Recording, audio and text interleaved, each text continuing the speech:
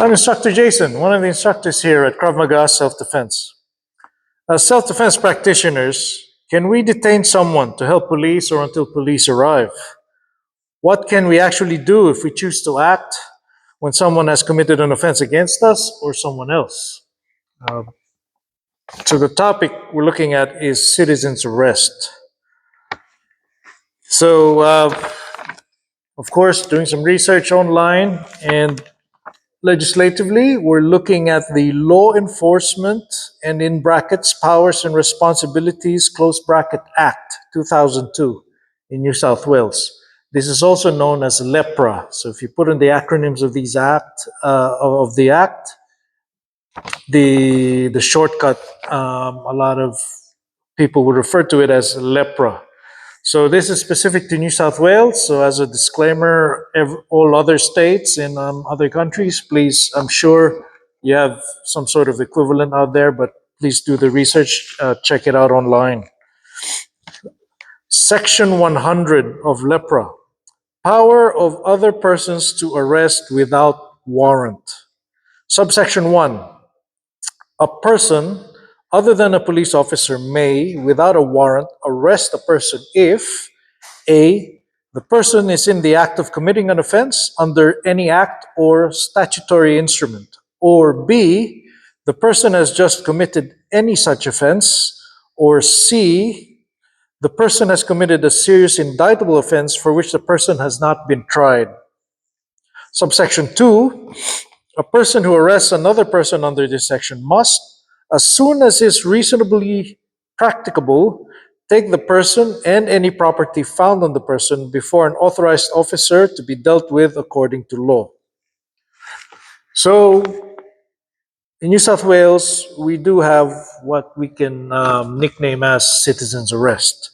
But these are and you don't have, why citizen's arrest? You don't have to be a police officer to effect an arrest on a person, but there are conditions. So one being they're in the act of committing an offense, any offense under any act, or as they say, statutory instrument. Also, B, they just committed the offense. You've seen them just commit the offense. So it's either you see them currently committing the offense or has just committed the offense. And the third condition, committed a serious indictable offense for which they have not been tried. But I don't know on the how realistic you can really know if that person, that information about a stranger there. So most likely the previous two conditions would apply more, unless you know something about that person. But that means there's a bit of a relationship. It's not just a total stranger thing out when you're out and about in the city or wherever.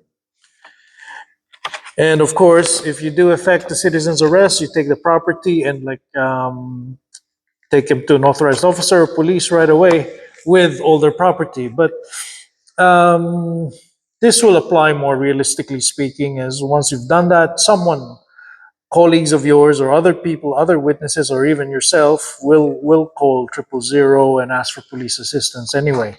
So police will go to the scene, effectively solving that, fulfilling that condition. So, although it's not explicitly mentioned in the section, as sort of common law and common sense as well, is appropriate force. So when you're effecting the arrest, you have to be proportional and reasonable, because if not, if you're too excessive, then you yourself could be liable to an offense yourself. So just that adds a little bit of complication to the situation where if you do effect a citizen's arrest, if you have to use force, it has to be reasonable. So also, if you do decide to effect a citizen's arrest, the intervention that you do could also lead to making the situation more complicated, right? Yeah, it would be a utopic, ideal world if we go, hey man, I'm doing a citizen's arrest on you, just stay here, don't do anything, we'll get the police, they'll get you. Some retail shops that have LPOs, loss prevention officers, that does happen, and they have rooms in the background where they can get that person to sit, and they call police. They wait for police to arrive. They also do their own documentation as required by their organization. And if the person complies and provides their ID and name, then they can do their internal processing and banning the person, take the photos, put them on some billboard around the store that this person is not allowed inside anymore, all those things. But if that person decides not to comply, or will try to muscle their way out of the situation, or try to intimidate you out of trying to arrest them so they can get away, then things do escalate. It becomes complicated. It might even transform into a self defense situation where you have to defend yourself, or someone else who's doing that. And like our previous topics before, it might end up being a self defense situation or a good Samaritan situation uh, type of thing, which also which will this will all lead to you choosing, making a choice if you want to push through with it.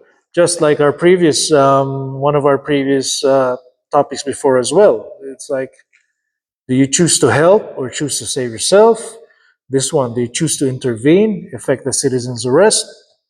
So when you do that, there's all these considerations that you have to think of. So some pre-incident considerations, just like the Good Samaritan topic that we discussed before, is are you are you alone, or are you with other people? Are you with loved ones? Are you with your family? So that's another factor to consider before you decide to intervene and try to effect the citizen's arrest. Um, Another one is assessing your capability to intervene or act.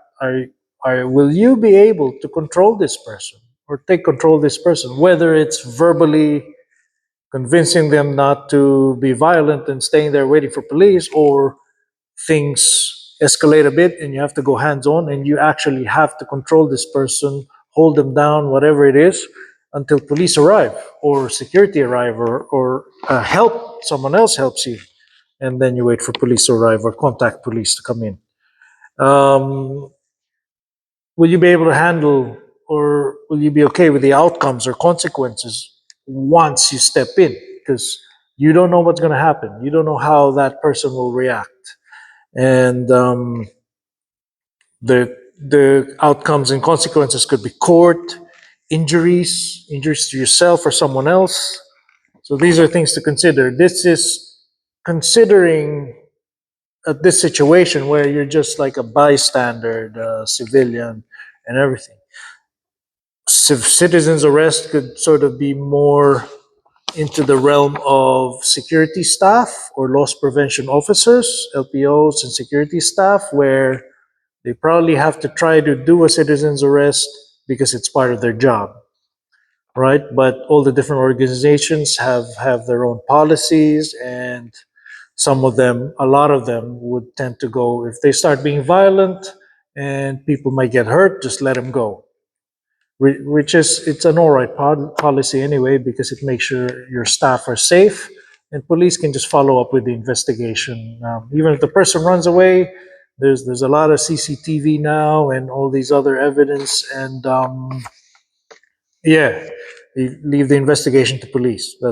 That's their job, really. So other considerations as well, if you, being a bystander, choose to intervene, affect the citizen's arrest, would be post-incident. There are some post-incident considerations as well. So injuries to yourself or someone else. They could be fatal or non-fatal. You can never tell, right? Or more permanent injuries that can affect, like what we discussed before, it could affect your lifestyle. If you had work that was relying on your physical capability, like laboring or something more physical, right? It's going to affect your work, your career. It's going to change your life. If you receive some sort of permanent injury, that will affect your physical capacity. Another one to consider would be trauma, could be physical, which is injury, of course, and all that, or psychological trauma, like as we discussed before. Whatever the outcome, whether, let's say, even if it's a good outcome, you don't get injured, they get injured, you'll still go through that traumatic cycle, and have to deal with that post incident. If it's a bad outcome, then of course the trauma will be worse because you've tried something that didn't work out, and there's just all these consequences that you'll have to deal with, and it will affect you mentally too.